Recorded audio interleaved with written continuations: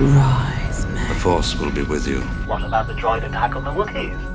Hello my friends, welcome back to my channel. I'm Star Wars Meg, here to give you all of the news from a galaxy far, far away, and as always to provide you with your daily dose of Mandalorian Season 2 news. So we have so much to get through today, but before I get into it, please may I ask you to hit like down below, subscribe to the channel if you're brand new, and welcome if you are, and please make sure you hit that notification bell to be alerted each and every time I post new content. You can expect daily Star Wars updates from me, and sometimes I post even 2 or 3 videos a day. So without too much jibber jabber, let's get into it. So my friends, we're going to kick off this update by looking at Katee Sackhoff's reaction to The Mandalorian Season 2 Episode 3, the one that she was in because she of course plays Bo-Katan, and her response, although tipsy, was absolutely priceless. So this is from Comic Book and the title is Star Wars The Mandalorian's Katee Sackhoff has perfect reaction to her first episode. Fans of Star Wars, The Clone Wars and Rebels got a huge treat when Star Wars The Mandalorian featured the live-action debut of Bo-Katan Crease. Katee Sackhoff, who voiced the animated version of the character, was cast in the role for the Disney Plus series, and fans were freaking out over her debut. It had been rumoured for a while that Sackhoff would be appearing on the show as Bo-Katan, and a tease from the star on Twitter this week had fans guessing Chapter 11 would mark the debut. Well, now that the secret is out, Sackhoff took to Twitter again with some perfect reaction posts. So she wrote, "Mind blown and overwhelmed by this entire experience. It all started a long time ago in a galaxy far, far away, and I'm so excited by the response to my girl Bo-Katan. I hope you all love her as much as I do. This is the way. #Mandalorian spelt wrong." But then she added to that tweet and stated, "P.S. I've been drinking. I know I spelt Mandalorian wrong. I've been celebrating ... so kill me with my dark saber." And you know, just like Sasha Banks, she had an absolutely incredible reaction, and who wouldn't be absolutely over the moon to be a part of Star Wars in some way, shape or form. And since The Mandalorian has become a huge cultural icon, of course anyone would be over the moon to take part in the series. So this article concludes by stating, of course the Darksaber previously belonged to Bo-Katan, but it has somehow found its way to Moff Gideon, Giancarlo Esposito's character.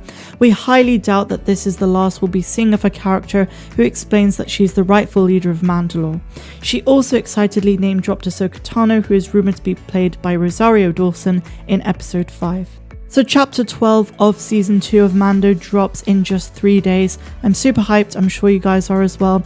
And as such, I think it's appropriate to speak about the big, unanswered questions that we have after Episode 3. Indeed, The Mandalorian Season 3, Episode 3, or The Heiress, opened up a lot of new questions and possibilities for the show going forward. The adventures of Din Djarin and Baby Yoda are starting to connect to the greater Star Wars universe in major ways, and it will be interesting to see what turns the rest of the season takes. But after Chapter 11, we all have some burning questions, so let's go through them now. The first one is, where is Sabine Wren? Fans of the Clone Wars and Rebels should be thrilled by the return of Bo-Katan, but she's not the only daughter of Mandalore rumoured to return in live action. Sabine Wren, a key player in Rebels, could also make a comeback given the direction the show's story is heading, but as of now, her whereabouts are unknown. Speculation that WWE star Sasha Banks would be playing Sabine in Season 2 were also proven untrue in The Heiress, as Banks ended up being a completely different Mandalorian at Bo-Katan's side. So where is Sabine? She was last seen in canon heading off into the unknown regions with Ahsoka in search of the vanished Ezra Bridger. Ahsoka has apparently returned from that journey, according to Bo-Katan, but Sabine hasn't yet been mentioned. The most likely scenario is that Sabine is working with Bo in the mission to retake Mandalore and is simply stationed elsewhere in the galaxy with a different team. The two have allied before, and Bo-Katan's apparent correspondence with Ahsoka suggests that she would be in contact with Sabine Wren as well. Ezra's whereabouts are less certain, however. Ahsoka's return suggests that her mission to find him was either a conclusive success or failure. If she and Sabine failed to locate him in the uncharted regions of space, there is no telling whether or not he'll return or when. If they found him though, that means there's another Jedi in hiding somewhere in the galaxy. Someone Ahsoka knows who could help with Baby Yoda and in the fight against Gideon and the Imperial Remnant. So the next question is, how many Mandalorians are in Bo-Katan's faction? Bo-Katan and her 2 Mandalorian comrades seem more than capable of handling hands of pirates and individual squads of stormtroopers, but they won't be enough to take on the full force of Gideon's fleet. Given the Mandalorian secrecy, it would make sense if numerous other coverts loyal to Bo-Katan existed across the galaxy, all gathering strength. But how many are there? Mandalore has always been a powerful world, but recent history has seen their military might scattered numerous times. The differences between Mando and Death Watch's code and that of Bo-Katan's clan indeed highlights the differences and divisions that exist within the culture itself. If she successfully reclaims the Darksaber and re-establishes herself as Mandalore, she could pull more coverts out of hiding to her cause, but how close she is to achieving the necessary strength is not clear. The next question is, where was Ahsoka during the original trilogy? Ahsoka Tano is alive and back from the unknown regions, at least according to Bo-Katan.